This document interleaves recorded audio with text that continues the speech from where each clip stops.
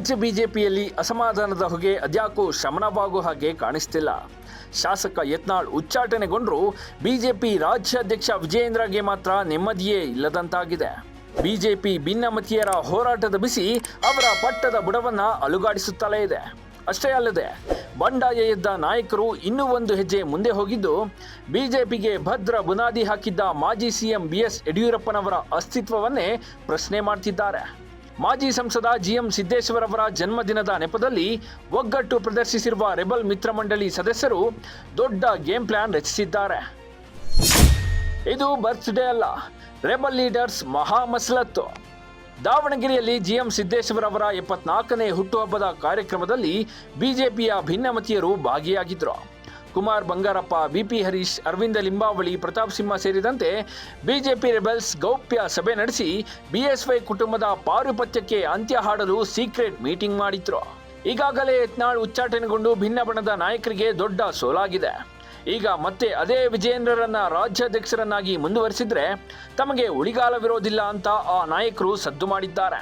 ಜೊತೆಗೆ ರಾಜ್ಯ ಬಿಜೆಪಿ ಪಕ್ಷವನ್ನ ಕಟ್ಟಿ ಬೆಳೆಸಿದ್ದ BSY ವಿರುದ್ಧ ಹರಿಹಾಯ್ದಿದ್ದಾರೆ.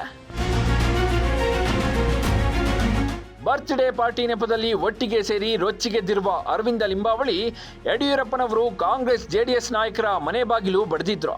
ಬಿಜೆಪಿ ಬಿಟ್ಟು ಬೇರೆ ಪಕ್ಷ ಕಟ್ಟಿದ್ರು. ಮತ್ತೆ ಬಿಜೆಪಿ ಪಕ್ಷಕ್ಕೆ ಯಾಕೆ ಮರಳಿದ್ದಾರೋ ಅಂತ ವಾಗ್ಬಾಣ ಬಿಟ್ಟಿದ್ದಾರೆ. ಅಲ್ಲದೆ ಈ ಹಿಂದೆ BSY CM DCM ಹುದ್ದೆಗೇರಲು ಸಿದ್ದೇಶ್ವರ್ ಅವರ ಪರಿಶ್ರಮವಿದೆ.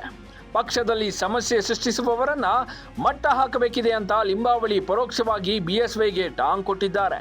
ಇತ್ತ ಮಾಜಿ ಸಚಿವ ಕುಮಾರ್ ಬಂಗಾರಪ್ಪ ಕೂಡ ಕಿಡಿಕಾರಿದ್ದು, ದಾವಣಗೆರೆ ಲೋಕಸಭಾ ಕ್ಷೇತ್ರದಲ್ಲಿ ಬಿಜೆಪಿ ಅಭ್ಯರ್ಥಿಯ ಬೆನ್ನಿಗೆ ಚೂರಿ ಹಾಕಿದವರನ್ನ ಸುಮ್ಮನೆ ಬಿಡಬಾರದು ಅಂತ ಬಹಿರಂಗ ಸಮರ ಸಾರಿದ್ದಾರೆ. ನಾವು ಎಷ್ಟೇ ವಿರೋಧಿಸಿದ್ರೂ ಹೈಕಮಾಂಡ್ ಮಾತ್ರ ವಿಜಯೇಂದ್ರರನ್ನ ಕೆಳಗೆ ಇಳಿಸ್ತಿಲ್ಲ. ಬದಲಾಗಿ ತಮ್ಮದೇ ತಂಡದವರನ್ನ ಉಚ್ಚಾಟನೆ ಮಾಡಲಾಗಿದೆ. ಇದು ಹೀಗೆ ಮುಂದುವರೆದರೆ ರಾಜ್ಯ ಬಿಜೆಪಿಯಲ್ಲಿ ಏಕಚಕ್ರಾಧಿಪತ್ಯ ಮುಂದುವರಿಯಲಿದೆ. ಹೀಗಾಗಿ ಅದನ್ನ ಮಟ್ಟ ಹಾಕಲೇಬೇಕು. ವರಿಷ್ಠರ ಮನವೊಲಿಸಲು ಈ ಬಾರಿ ವಿಭಿನ್ನ ತಂತ್ರ ರೂಪಿಸಲೇಬೇಕು ಅಂತ ಬಿಜೆಪಿ ರೆಬಲ್ಸ್ ಸುದೀರ್ಘ ಚರ್ಚೆ ನಡೆಸಿದ್ದಾರೆ ಅಂತ ಹೇಳಲಾಗಿದೆ. ಸದ್ಯ ಎಲ್ಲರ ಗಮನ ಹೈಕಮಾಂಡ್ ನಿರ್ಧಾರದ ಮೇಲಿದ್ದು, ಏನಾಗುತ್ತೋ ಅಂತ ಕಾದು ನೋಡುವ ತಂತ್ರಕ್ಕೆ ಮೊರೆ ಹೋಗಿದೆ. Bureau report, boss TV Kannada. Latest ಹಾಗೂ ಇಂಟ್ರೆಸ್ಟಿಂಗ್ ಸುದ್ದಿಗಳಿಗಾಗಿ ಬಾಸ್ ಟಿವಿ ಕನ್ನಡ ಚಾನೆಲ್ನ ಸಬ್ಸ್ಕ್ರೈಬ್ ಮಾಡಿ. ಹಾಗೆಯೇ ಬೆಲ್ ಐಕಾನ್ ಪ್ರೆಸ್ ಮಾಡಿ. ಇದರ ಜೊತೆಗೆ Facebook, Instagram, X ನಲ್ಲೂ ಮಿಸ್ ಮಾಡದೆ ಫಾಲೋ ಮಾಡಿ.